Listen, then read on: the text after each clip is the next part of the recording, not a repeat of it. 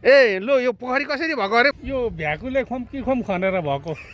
यो भ्याकुले खम खनेर भएको।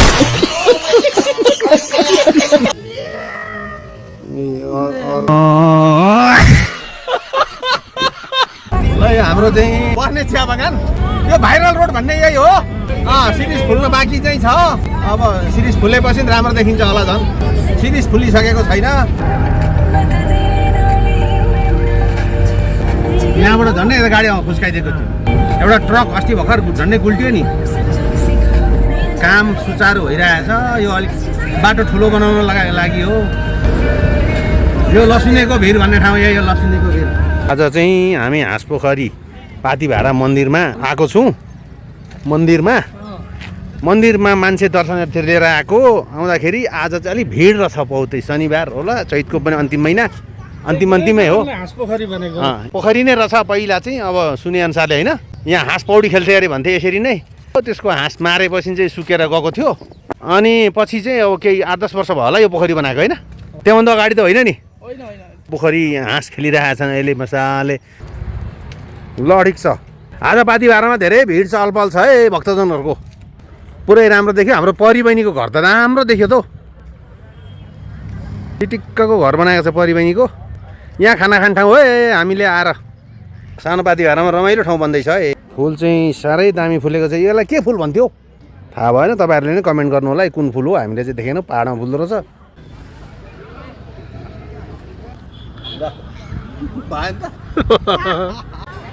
ल यो चाहिँ गणेश मन्दिर। गुगल पोइन्ट आइजा ए ल अब हामी जान्छौँ त्यो फोटो खिच्न। हामी त्यो उसमा फोटो खिच्न जाँदैछौँ।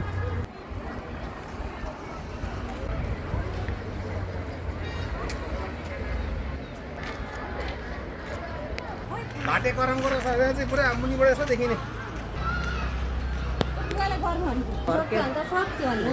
पुरा राम्रै बनाइदिएको रहेछ अन्त बिस्तारै बिस्तारै यहाँ फुलहरू फुल्न थालिन्छ राम्रै हुने रहेछ। अरे माछा पनि ठुल्ठुलो रहेछ माछा। यो चाहिँ केटी खोज्दैछ। यसले भेटाएको छैन यहाँ चाहिँ बे गर्ने भनेर होइन। यो लाली गुराँस होइन, काली गुराँस हो यो। लो एक चक्कर लगाइयो पोखरीलाई। अब हेऱ्यौँ अब गइन्छ बसिन्छ उतैतिर गएर। यस्तै छ है आजको यतिकै हो यहाँ। ल 4 जना भेला भयो। भात पाइएको छैन। टेबलमा रुँगेर बसिरहेको छ। यता पनि है भातको किलर भात आउँदैछ हाम्रो ताजा भात। हामीले सबलाई सम्झेको छौँ। सम्झिँदै मासु भात खाँदैछौँ। ल गाइस तातो भात आइपुग्यो हाम्रो चाहिँ हो। भात पोडिरहेको छ। मेरो पनि आइपुग्यो। ए बाप उडिरहेछ है बाप। परबाट हालिदिन्छु है।